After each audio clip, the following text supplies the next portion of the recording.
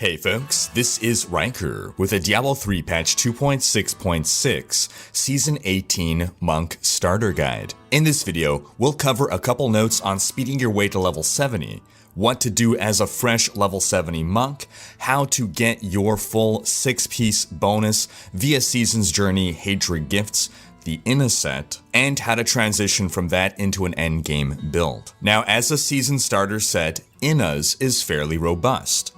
While the 2- and 4-piece bonuses aren't fantastic, the 6-piece bonus can apply damage to any ability. It buffs your damage generally, rather than relying on you focusing on specific skills. So when you're a relatively new character and you don't yet have a lot of supporting items, whatever items you find can be worked in. That said, with Innas you can build towards an endgame Inna Wave of Light build, and then you can always have the option to transition to a Legacy of Nightmares or Legacy of Dreams build, using the new to patch 266 Legacy of Dreams Legendary Gem. Now a quick note on challenge rifts. Don't do the weekly challenge rift this week until the season starts. The challenge rift bag is a huge boon to a fresh character.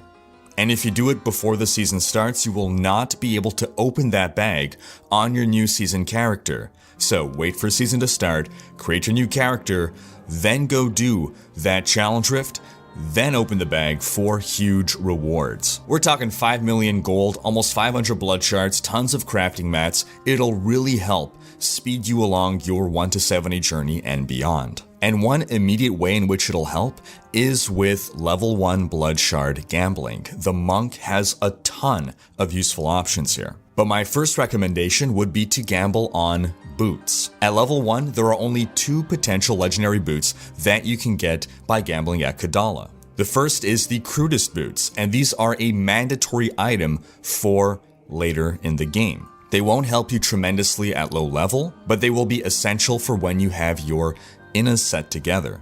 The other option is the Rivera Dancer's boots, which will not be part of a full-on endgame build, but can be tremendously helpful, especially at leveling 1 to 70, and even beyond before you have a real proper setup. These give you a huge buff to lashing tail kick damage. Now, if you're lucky enough to get both of these boots, then you can start gambling on bracers. There are 3 potential bracers you can get, each of them helpful towards leveling 1 to 70. They'll translate into big damage buffs, and one in particular, Pinto's Pride, that buffs Wave of Light, will be mandatory for our end game. As you continue leveling from 1 to 70, if you find any additional items that will buff certain skill damage, definitely try to work those into your build or build around the best setup you got. On a monk, you'll likely find a number of items that will buff specific skill damage, so if you happen to find 2 items that buff a certain skill, then you probably want to build around that. But of course, use your logic and see which items synergize best, which give the best buffs. Another note is that while leveling 1 to 70, instead of an emerald in your weapon, you'll want to use a ruby, because the emerald does give crit damage, but it only becomes better than the ruby once you've built up enough crit chance. If you're not critting often enough, then just the raw damage that the ruby provides will be better, and for most of the 1 to 70, that's going to be the case. It's only once you're nearing level 70 that you might start building up enough crit chance to make an emerald worth it. So once you're 70, how do you go about going through your season journey chapters in order to get your Hadrig's Gift rewards and your full Inna set? Again now, if you have items that buff specific skills, it will be best to build around those, but right here we're presenting a gear-independent build. If you're the most unlucky person in the world, here are the skills that you can use to get yourself the 2-piece bonus of Inna.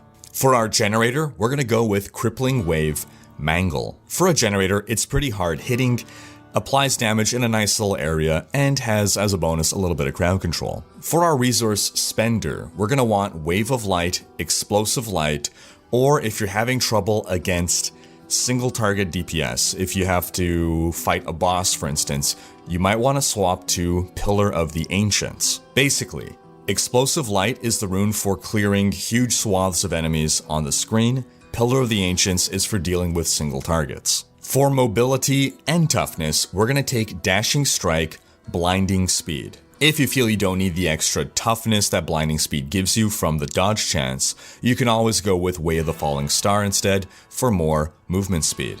Now, Wave of Light is a very resource-intensive skill, so we're going to need some help maintaining our resource. One thing we're going to use is Sweeping Wind, Inner Storm. When we pop Sweeping Wind, a vortex appears around us that lasts 6 seconds. But whenever we strike an enemy with a melee attack, that refreshes and restarts that countdown. Then every time we crit, we build up an extra Sweeping Wind stack up to a potential total of 3 stacks. And with our Inner Storm rune, as long as we maintain 3 stacks, we gain 8 spirit per second. So this is the main reason we're doing this, for that massive spirit gen. To further help with that spirit gen, we're going to take Mantra of Healing. Passively, this gives us life regeneration. And the Circular Breathing rune gives us 3 additional spirit per second. And then lastly, we're also going to take Mystic Ally, Air Ally. Passively, the Air Ally gives us 4 spirit per second. And when we pop the active, we instantly gain 100 spirit like a spirit potion. If, however, we have the crudest boots, this effect is doubled. The passive would be 8 spirit per second, and the potion would be 200 spirit. As for our passives, we're gonna again try to maintain our resource generation with Chant of Resonance. Because we have a mantra, we're gonna gain an additional 4 spirit per second. And then with Exalted Soul, we're getting another 4 spirit per second. That said, we're still going to be using Crippling Wave Mangle, our generator. We need to use it to maintain Sweeping Wind, and we're still going to be running Resource Thirsty. So with Mythic Rhythm, every 3rd hit from a spirit generator increases the damage of your next damaging spirit spender by 40%. And then lastly, Seize the Initiative will give us an attack speed buff whenever we hit enemies that are above 75% health. Now, using this, you should be able to get all the way to your 6-piece bonus. However, it's possible you might face a little bit of trouble, specifically against bosses or single targets, going from your 4-piece to 6-piece. So if that is the case, again, make the swap from Wave of Light, Explosive Light to Pillar of the Ancients. Outside of that, we're going to sacrifice some Spirit Generation for more toughness. So we can lose Exalted Soul and grab 6th Sense instead. On Mantra of Healing, we can swap our rune to Time of Need to give us more damage reduction. And on Mystic Ally, we can actually swap to Water Ally. The active effect will freeze your enemies for 3 seconds. So it's a nice little interrupt if you feel a big damage spike is going to come your way. Again though, throughout all of this, hopefully you found yourself those Pinto's Pride bracers. Otherwise, getting them would be tremendously helpful towards dealing enough damage to deal with everything you can. I would put that as your priority 1 with respect to Blood Shard gambling. Now, once you got your 6-piece bonus, that's when your damage really starts to come alive. You gain, first off, the 5 runed Mystic Allies at all times, and your damage is increased by a ton for each Mystic Ally you have out.